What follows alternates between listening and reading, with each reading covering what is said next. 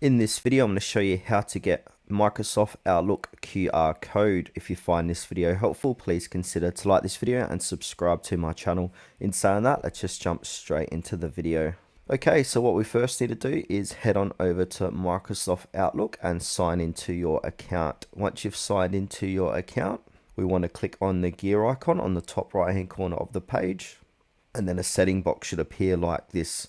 From here, click onto where it says account, and then on the right hand side we've got different options. Click on the mobile devices tab, and then where it says under mobile devices, click on get the Outlook app, and then your QR code should be generated like this.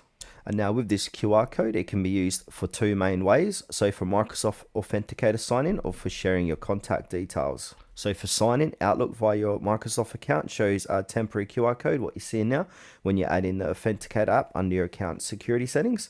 Scanning it links your account for passwordless login or two-factor authentication. For sharing contacts, you can create a QR code with your Outlook email or full vCard using a QR code generator, allowing others to quickly email you or save your info by scanning it.